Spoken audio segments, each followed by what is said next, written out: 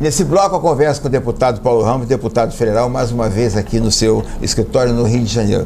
Deputado, nós estamos aí iniciando um ano de 2022, né? Um ano eleitoral, um ano complicado, né?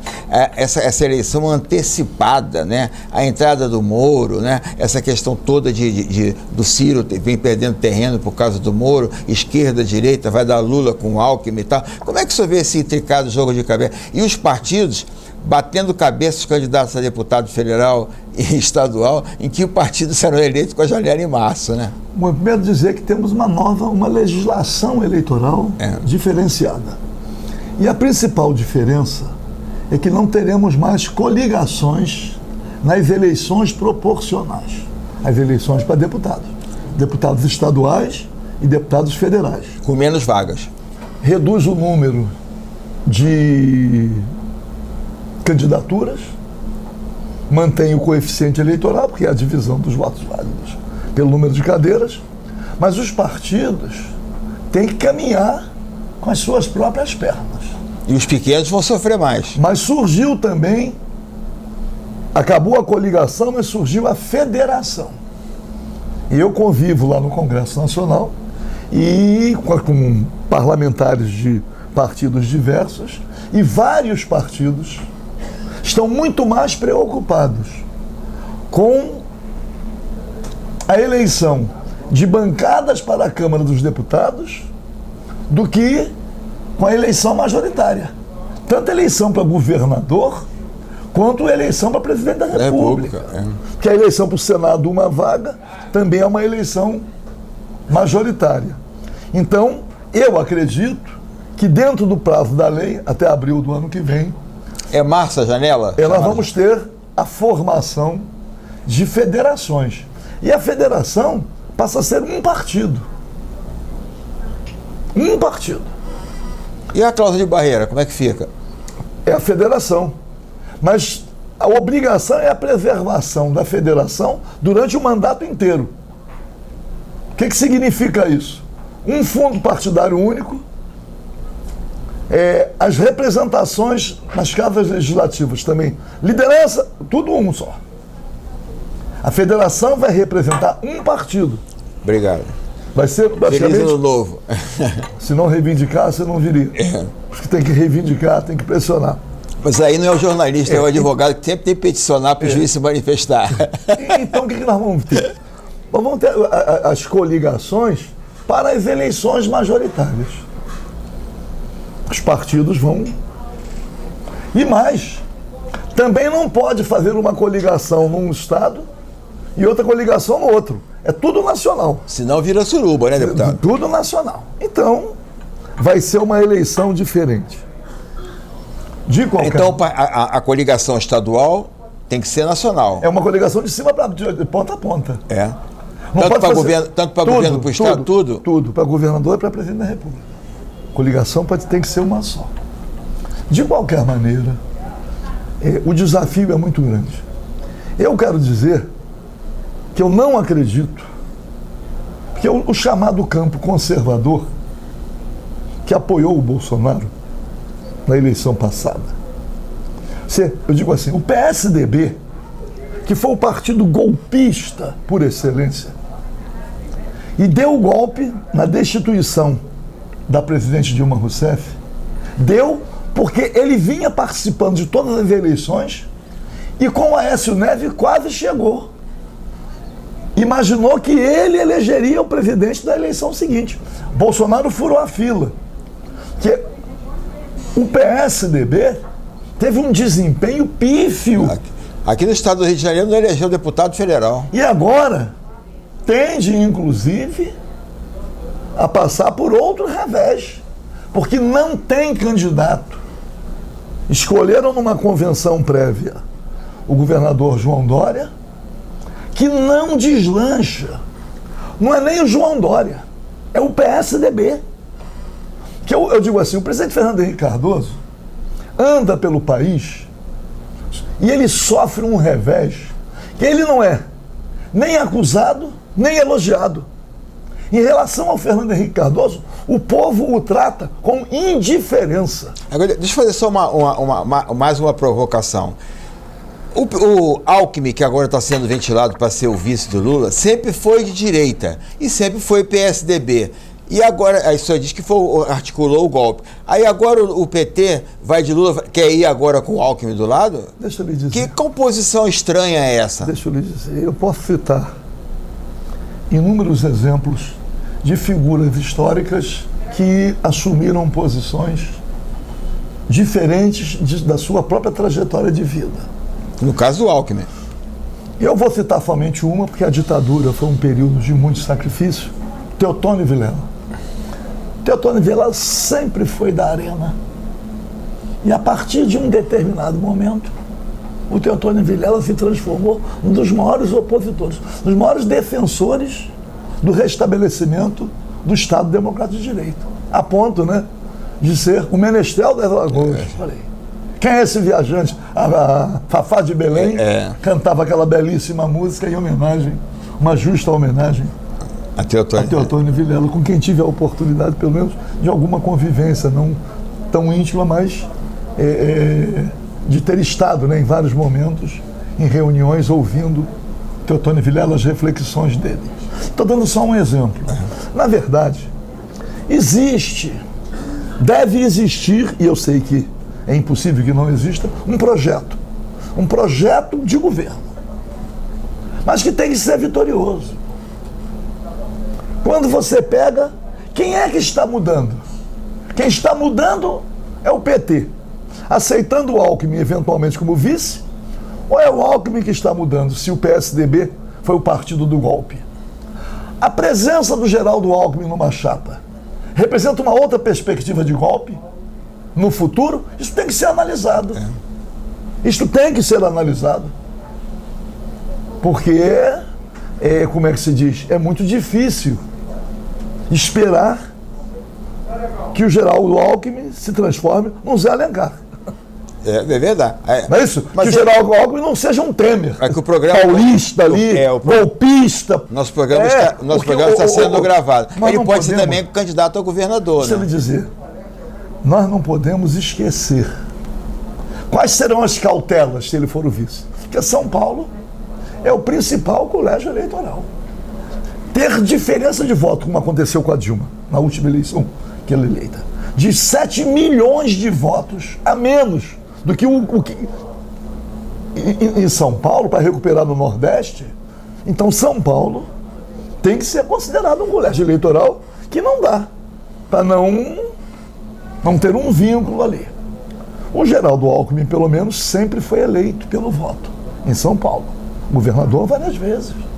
Ele tem um cacife em São Paulo que está sendo avaliado.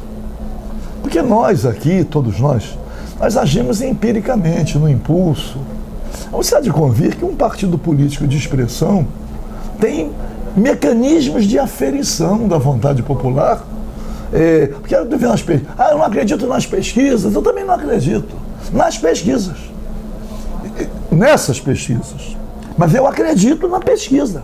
Pesquisa tem base científica. Mas pesquisa com 2.600 pessoas em 200 e tantos municípios e por telefone, deputado, essas pesquisas não vai, não. Eu estou dizendo que um partido como o PDT, ou como o PT, ou qualquer partido que tenha o mínimo de visão e que quer participar da disputa do poder, tem que ter mecanismos e tem.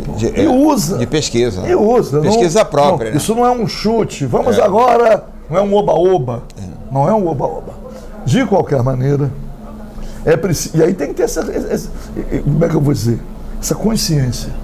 Nós temos que derrotar o bolsonarismo. Não importa como. O Moro, na minha avaliação, não anda. Teve esse início aí, com um prestígiozinho na mídia. Não avança, sabe por quê? Porque o Sérgio Moro está completamente desmoralizado. Por quê? Vendeu a alma ao diabo para ter uma vaga no Supremo Tribunal Federal. Ele não tinha projeto para concorrer à presidência da República. O projeto dele era ir para o Supremo Tribunal Federal. Era o preço que seria pago a ele, para ele, pelo que ele fez. pelo que ele fez, que as conversas gravadas e reveladas não deixam dúvidas de que ele poderia ser tudo, menos juiz de direito. Ele não estava ali para fazer justiça, para decidir de acordo com as provas. Estava forjando provas. Então, não vai prosperar. Esse chamado campo conservador, essa parcela grande que se afastou do Bolsonaro, ainda não encontrou o seu candidato. Está tateando, pelo jeito não vai encontrar. Isso já aconteceu em outras eleições. Me lembro, na eleição de 89, procuraram o Silvio Santos, depois o Sistema Globo encontrou o Collor de Mello. Apostou tudo ali. E deu no que deu. Deu no que deu. De qualquer maneira, não basta eleger o presidente da República 2 minutos só, deputado. derrotando o bolsonarismo no primeiro turno. Tem que eleger bancada. Tem que eleger bancada.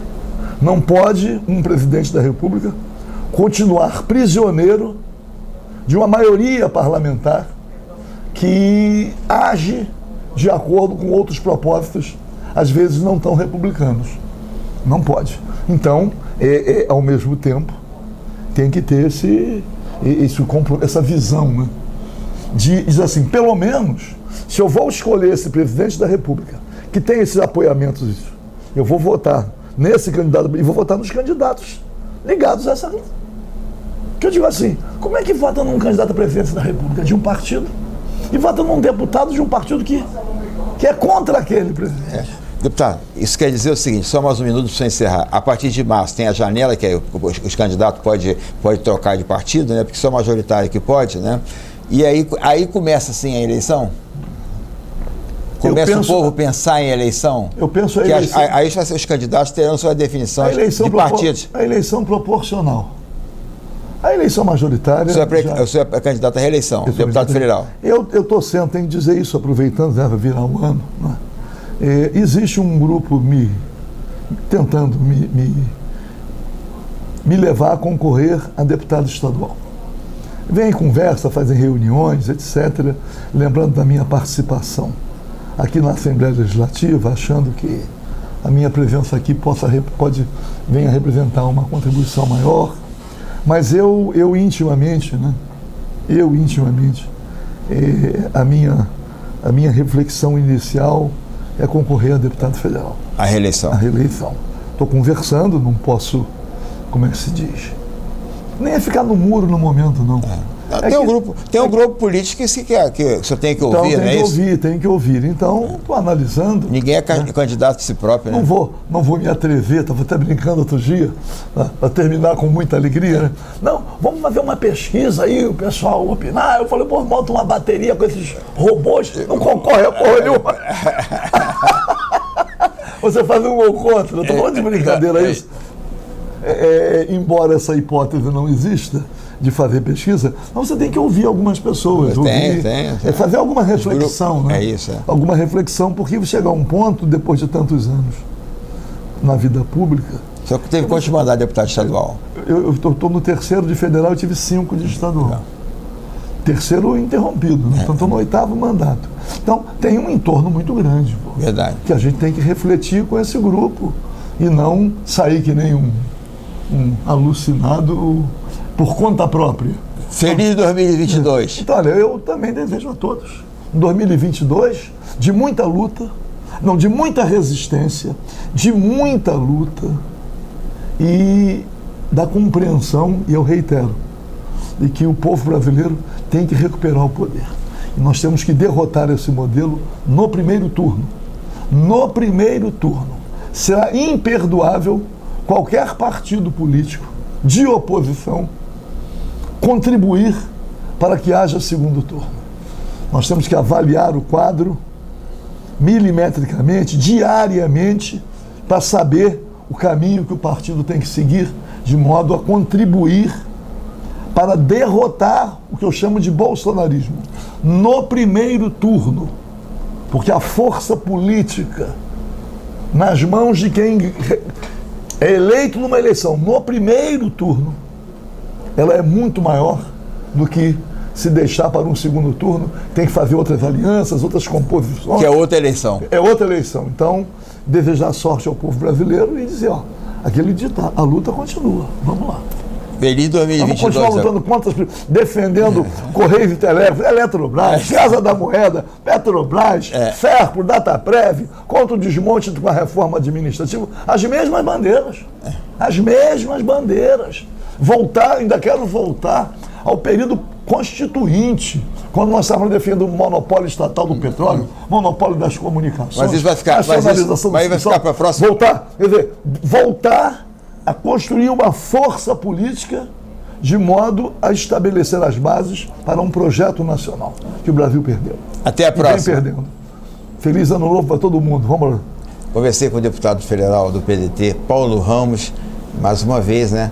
Dizer que sempre que a gente tem a oportunidade de conversar com o deputado, é sempre um aprendizado. A gente não combina nada o que vai perguntar. Eu pergunto ele, entendeu? E ele diz, é provocação. Não. É que o repórter, o jornalista, né? Faz parte de perguntar. O jornalista não tem o direito de dar opinião, tem direito de perguntar. E quem está em casa é que julga. Acabou o programa ainda não.